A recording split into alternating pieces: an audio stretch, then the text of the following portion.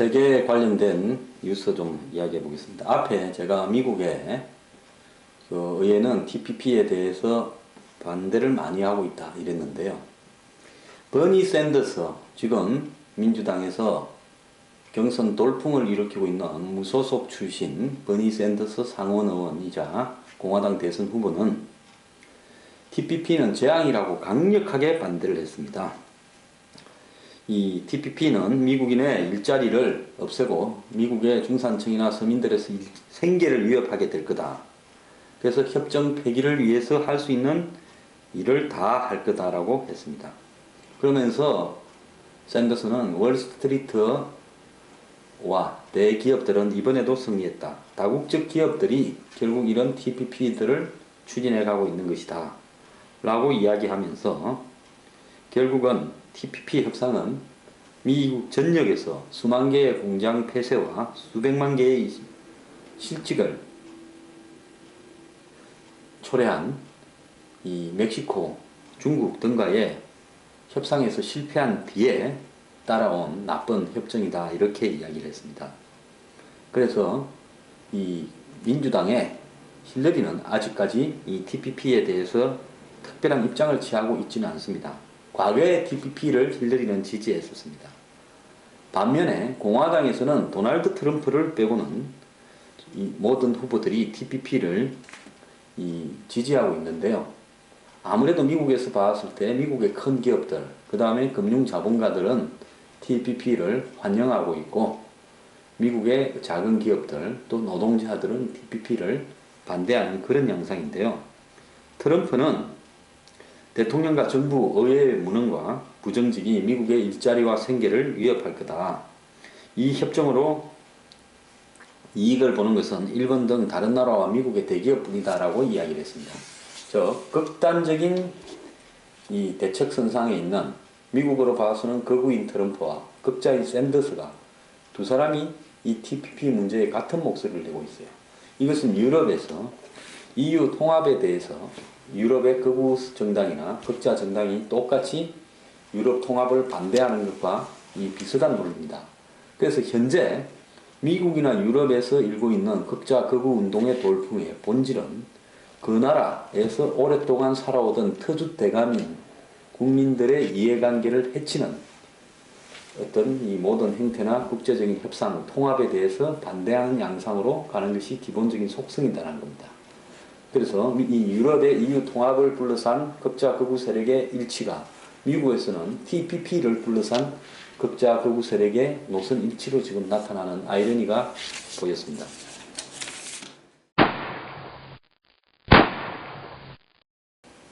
얼마 전에 오리곤에 있는 이 커뮤니티 칼리지 한 지역 대학에서 총격 사건으로 11명인가 이렇게 사망을 했는데요.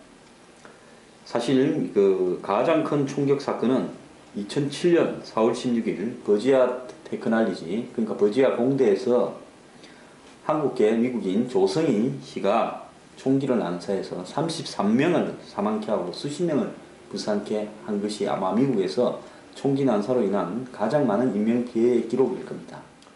버지니아 텍에 다니는 조성희 군의 후배라고 할 수 있는 한국 학생 N군이 인터넷에다가 이 조성희 군의 총격 난사 사건은 4월 16일 날 일어났는데요. 이 학생이 지난 4월 28일 날 4.16 사건이 내일 또 발생한다. 이건 경고다라는 글을 올렸습니다. 그래서 이런 글이 올라간 이후에 놀란 사람들의 신고가 미국 FBI 등에 들어갔고, 그래서 조사가 진행되니까 이 학생이 자수를 했어요. 자기가 마리아나 기말고사를 앞두고 정신적 부담을 느껴서 마리아나를 이렇게 많이 피워서 그렇게 글을 잘못 올렸다 하고 자수를 했음에도 불구하고 이 학생에게 1년 징역 보호관찰 2년이 선고되었습니다. 그래서 법원은 인터넷에 글을 올린 권리를 침해한다라고 이렇게 비판을 받을까봐 이 학생에 대해서 사이버상의 협박이나 이런 문제를 적용하기보다는 치안문란죄를 적용해서 징역 1년 보호관찰 2년이 됐답니다. 자, 한국의 많은 부모들이 자식 교육시킨다고 미국으로 조기 유학을 보내고 또 미국으로 이민도 갑니다. 그래서 미국에서 자식을 교육시키는데 물론 그 중에 성공적으로 이 교육을 받아서 좋은 교육을 받아서 좋은 직장을 가지고 자식 교육에 성공한 사람도 많겠지만은 그 과정에서의 부적응 때문에 이런 조성희 군이나 이번에 M군과 같은 이런 학생들도 나타나고 있습니다. 사실 한국계 미국인이 33명을 총기 난사했는데 그때 미국은 성숙하게 걱정하는 한국 사회를 향해서 이것은 개인의 일탈이지 한국이라는 문제에는 본질이 아니다라고 하면서 한국인이나 한국교표에 대해서 혐오나 이런 부분들이 일어나지는 않았습니다. 그럼에도 불구하고 이번에 또 한국 학생이 당시 사건을 상기시키는 내일 또 사건이 일어난다라고 하는 글을 올렸다는 것은 이것은 굉장히 비상식적이고요. 그래서 글 하나 잘못 올려서 징역 1년에 보호관찰 2년이면 이 학생은 인생이 끝났습니다. 그래서 저는 한국 부모들께 여쭙고 싶은 게요. 미국에서 자녀를 교육시키는 도대체 무엇 때문에 자녀들을 미국까지 데려가서 유학을 보내고 또 이민을 가가지고 공부시키고 이렇게 합니까? 솔직히 지금 한번 보십시오. 아무리 시험에 스트레스가 가중된다 하더라도 그런 글을 올리는 정도의 인성이라면 이건 보통 문제가 있는 게 아닙니다. 그래서 미국 유학이 능사가 아니다. 요즘 미국 가서 박사 따와도 여지간한 대학에 한국에 와서도 취직이 잘 안 됩니다. 미국에서도 뭐 박사 석사 학위 따가지고 취직 못하는 한국 학생 많습니다. 그래서 조기 유학, 조기 영어 교육, 그리고 미국의 학위, 그것이 사회적으로 성공한 지름길이 된다는 이런 어떤 사고를 버리고요. 자녀 교육부터 제대로 시키는 것이 중요할 것 같습니다.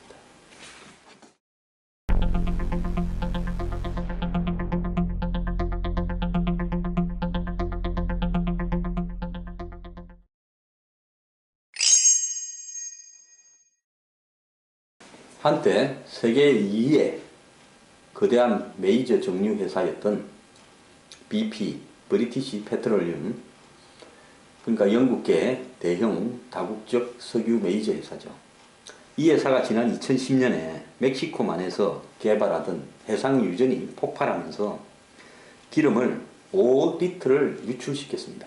그래서 멕시코만, 그러니까 한마디로 텍사스 밑에 멕시코하고 연결되는 미국의 캐리브 해안 쪽에서 이 일이 발생했는데요.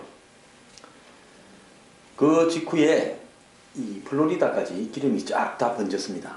그러니까 미국의 연안, 캐리브해의 미국 남부 연안은 대부분 기름띠가 이어지고 엄청난 양의 환경 오염을 시키고 해양 오염을 시키면서 뭐 각종 해양 동물, 생물들이 죽어갔습니다. 그래서 여기에 대해서 이 미국 정부가 BP사에 이 기름 유출 사고의 책임으로 200억 달러, 23조 3,600억을 벌금을 부과했습니다.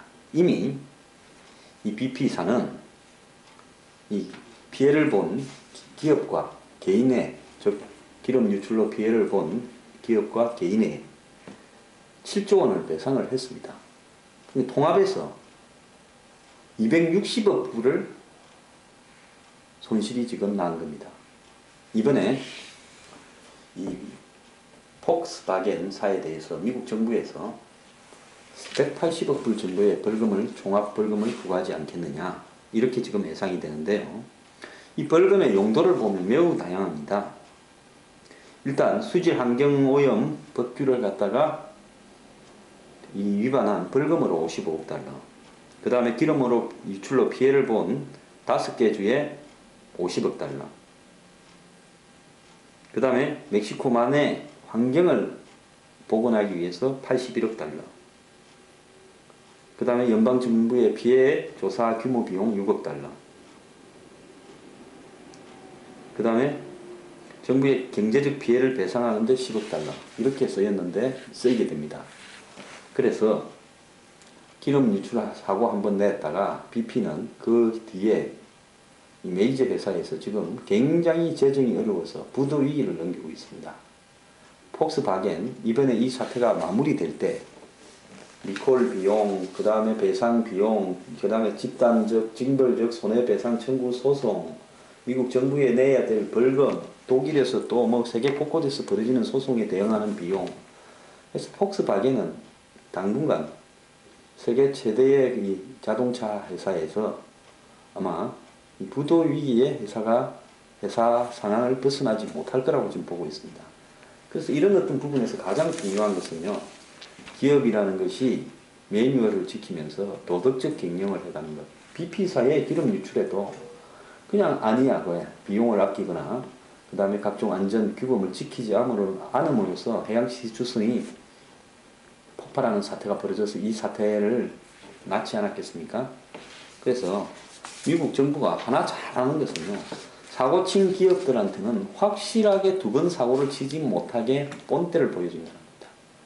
그 회계를 이 분식 회계를 하고 회계 조작을 해서 수많은 주식 투자자나 연금 투자자에게 손실을 일으켰던 엔론사, 미국 엔론사 회계 부정 조작 사건에 대해서 미국 정부는 엔론사의 사주를 수십 년 징역을 내려버리고 이 회계를 담당했던 어니스트 영 회계법인에 대해서는 문을 닫게 만들어버렸습니다. 영화로도 이게 많이 만들어졌죠.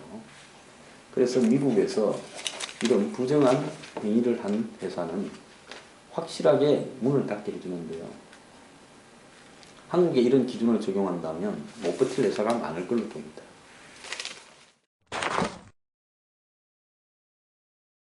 IMF는 얼마 전에 뭐 신흥국의 경제 상황이 어렵기는 하지만 미세하게 회복되는 기미도 있다라고 이야기했는데, 실질적으로 미국의 브리킨스 연구소와 파이낸셜 타임스, FT라 그러죠. 이 신문사가 이 타이거 지수라는 어떤 경제를 평가하는 지수를 개발해가지고 신흥국의 경제 상황을 조사해 보니까 IMF의 진단보다 훨씬 더 경기 침체가 예상보다 심각하다는 결론이 나왔습니다. 그래서 신흥국 전반적인 경제 패턴을 보면요, 성장 패턴이 달라지고 있고, 즉 저성장으로 돌입하고 있다는 겁니다. 수요가 부족해지고 있고, 즉 소비가 안 된다는 거죠. 디플레이 위험에 복합적으로 흔들려 있다. 즉 한마디로 소비가 안 되다 보니까 과잉 생산, 수요 부족에 이렇게 시달리면서 물가 인상률이 거의 없다. 그러면서 물가가 점진적으로 낮아지는 마이너스 물가 상태로 가고 있다. 그래서 경제가 축소되고 있다라는 평가를 내린 겁니다. 그리고 이런 부분들을 극복하기 위한 경제적 역할을 수행해야 될 신흥국의 중앙은행들이 제 역할을 못하고 있다.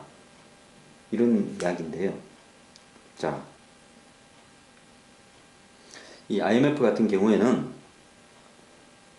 이 신흥국들이 적자를 축소하고 장기적인 성장 잠재력을 살리는 데 노력해라고 한마디로 공자왈 맹자왈 같은 이야기를 하지만, 실제적인 신흥국의 경제 상황은 그 나라에, 그러니까 한국 같으면 한국은행 같은 중앙은행에 대한 신뢰도가 워낙 떨어져 있기 때문에 이런 경제를 갖다가 잠재 성장력을 회복하고 경제를 회생시키기 위한 정책을 구사하는데 여러 가지 그 도구상으로 어려움이 많다라는 이야기를 한 겁니다. 이런 보고들이 이렇게 자꾸 조금씩 나오고 있는데요. 지난 2008년 세계 금융위기 이전에도 이런 보고들이 많이 나왔습니다. 미국의 집값의 폭등이 비정상적인데 그 대출에 있어서 서브프라임이라고 부르는, 한마디로 신뢰성을 담보하기 어려운 집단에게 대출이 많이 나가 있고, 그걸 갖다 감추기 위해서 건실한 대출 채권과, 그러니까 우량 채권과 대출 정권과 이 우량하지 않은, 즉 집값이 오르는 것이 멈추면 이 집값 그러니까 모기지 론을 낼 수 없는 그런 수준의 재정 상황에 있는 사람의 어떤 이 부동산 담보 정권이 혼합되어 가지고 어디서부터 뭐가 문제인지 모르는 그 근원을 알 수 없는 정권들이 파생 상품으로 너무 많이 번져 있다. 그렇기 때문에 집값이 떨어지기 시작하면 이 섞여 있는 정권들이 터져버릴 것이다.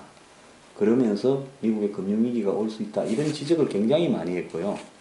그 다음에 미국의 대형 투자은행들이 보유하고 있는 그런 이 파생상품, 그러니까 MBS, ABS, 그러니까 모기지 담보 증권, 그 다음에 이 자산담보부 증권, 또 거기에서 발생된 신용부도서합이라 부르는 CDS 같은 이런 섞여 있는 그 수많은 증권들이 그 원본이 정확하게 어디에서 나와서 무슨 문제가 있는가 하는 부분에서 리스크 관리에 실패했다.